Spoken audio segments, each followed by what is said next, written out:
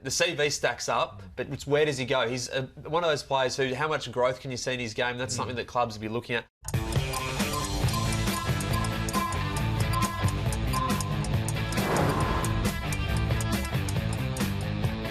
Hello and welcome to On The Clock, brought to you in partnership with Under Armour. With the NAB AFL draft less than a week away, we're here to answer all of the big draft questions, and to do that I'm joined by Matthew Lloyd and Cal Toomey. Welcome, guys. Thanks, Riley. Cal, good to be here again, and a lot's changed again in the last couple of weeks since we were last here, and the big one, the Giants and Adelaide have changed picks. Yeah, it made sense, Lloydie, from a lot of perspectives, because the Crows had pick 4, they could move back to pick 6. They'll probably get the same player they were looking at pick 4 anyway, but the Giants obviously want to get ahead of that bid for Tom Green. In the exchange, obviously the Crows get an extra first-round pick for next year, so lots of trading to being done. All jockeying for positions. Lloydie, we'll start with Port Adelaide. They had 3 first-round picks last year, another 3 this year. Are they rebuilding the right way? They are. I was baffled by what they did back in 2017. We'll take a look at the different paths they've gone down. Like to take Watts, Motlop, Rockcliffe, McKenzie, Trengove, Thomas, particularly the last 3.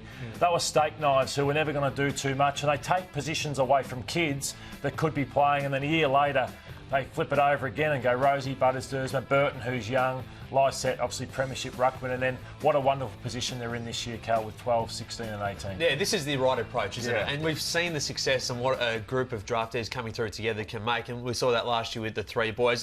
Look, I really like their draft position now. Their hand is extraordinary, really, what they've been able to produce out of potentially starting the trade period with 1 first-round pick. Now they've got 3. Dougal Howard went out and they lost the first-round pick for next year as well. But, look, I think the players that will be in their mix will be Will Day, who's a local, a South Australian half-back who's shown a lot of talent across the year. Trent Bianco's a potential as well for that one of those spots. Do they go at all? Josh Worrell or Sam De Koning? So, look, there's a lot of options for the Power and they're in a good spot. A lot to play out there. Lloydie, another club that's in an interesting position is Essendon. They started pick 31. What do you believe their biggest need is? Oh, it's an inside midfielder. Unfortunately, at pick 31, you've got to take the best player available at that pick that they've got their hand forced. But 31, Cal, I don't like this midfield. When Heppel is ageing, he's the number 1 midfielder. They have to throw Stringer, Tip and Moody in there. David Myers is retired. An inside midfielder has to be. You reckon? Yes. Not worried about their key forward stocks? You're a key forward. Surely you know the importance of a key forward. Joey stayed. Maybe for 1 more year. I'm pretty worried about what the future holds for Joe Daniher and the Bombers. Look at the rest of the guys on their list. Sean McKernan, bit part player. Didn't have a great final series. He didn't. Noah Gowan hasn't played yet.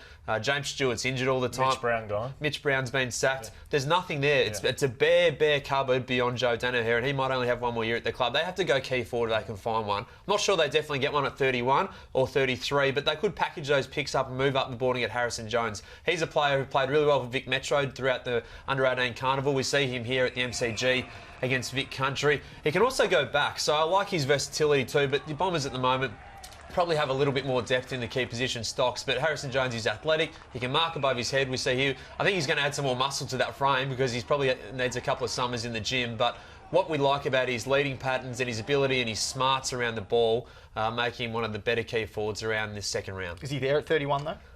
Touch and go. There's a few clubs who like him before that, but it might mean the Bombers have to get proactive and get up the board. Cal, you mentioned Joe Daniher before. Sydney were interested in him during the trade period. They were very reluctant to let go of pick 5. Did they make the right call in keeping that pick? They did. They did make the right call because pick 5 in this year's draft could land them one of the best midfielders in it. I'm worried about their midfield. You talk about the Bombers' midfield being potentially weak, Lloydie. I'm worried about the Swans' midfield looking forward. Look, there's Luke Parker, who I think we've probably seen the best of his career. He's still a really good player, but I think we've seen the best of him in previous years. Josh Kennedy, we've definitely seen the best of, heading towards the end of his career. So Sam Flanders is a guy who they could pick up at pick 5.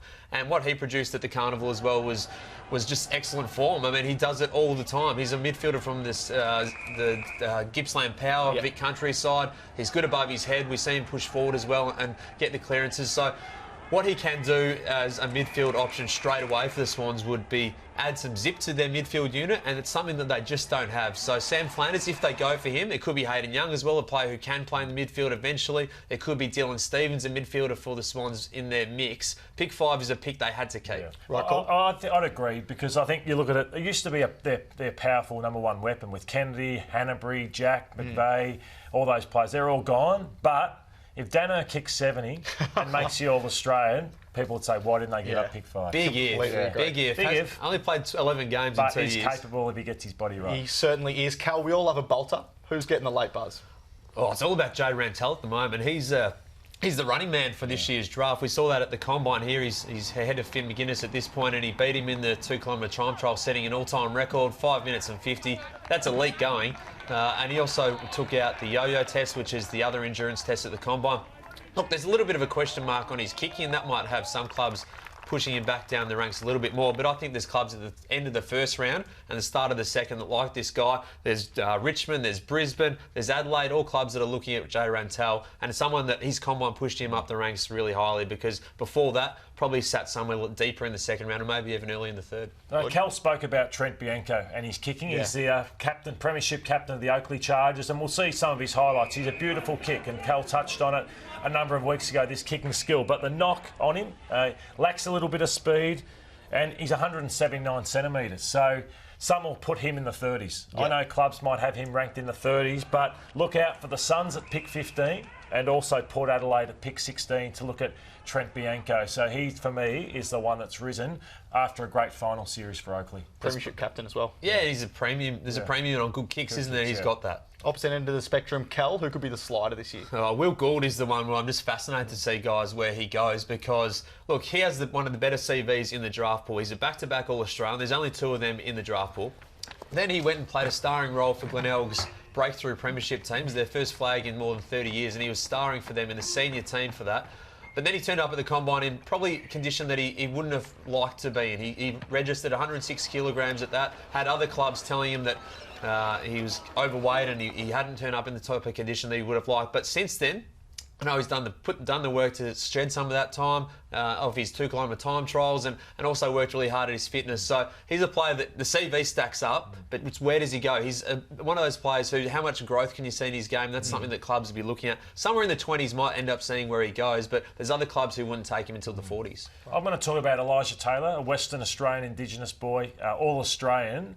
But the question marks on Elijah is, can he cope with the demands and the professionalism of an AFL environment? So, talking about Sean Burgoyne. Think of Sean Burgoyne, Silk, Indigenous player. This is Elijah Taylor. But Cal, can he cope? And will he be reliable for a club who takes him in the 20s? Well, that's the question, isn't it? And they're weighing that up. The talent versus the preparation, the dedication required to make it. So, look, there's some success stories at different stages, and hopefully he can be one of those. But he's a player who clubs now deep in the second round are saying, could he get to us? It's a very interesting question indeed. Lloydie, what's your big draft night prediction? My prediction is that 16 clubs are going to be staring Melbourne in the eyes and saying, you must bid on Green. The Giants Academy player, and say, you must bid on him, because I think that the Giants force their hand. I know they've got up to 4, but force their hand.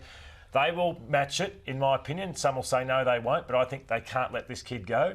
And then they get Jackson with the next pick, the Demons, after the Giants match that bid. Yeah, that's a possibility. I think other clubs are hoping that does happen. Other clubs are also eyeing off Melbourne's pick 8. So my big call is that this pick 8 shapes the whole first round of the draft, because it's up for trade, it's up for grabs, and there's a number of clubs looking to get it. Geelong, Gold Coast, Fremantle could all put in a bid to say, give us pick 8, because the Demons are open to changing that into 2 picks, maybe a little bit later in the first round, and they might get Keziah Pickett or Cody Waitman with one of those picks later in the first round. So pick 8, the game shaper in the first round of the draft. Thank you guys for your help over the last few weeks. It's been very good to have your company, and thank you for joining us. Don't forget, we'll be counting down to the NAB AFL draft with 2 huge live shows next Tuesday and Wednesday from 2 p.m. And then the big one, a special live draft show with Australia's #1 draft expert, Cal Toomey, from 6:30 p.m. on Wednesday night, all on afl.com.au and the AFL Live app. We'll see you then.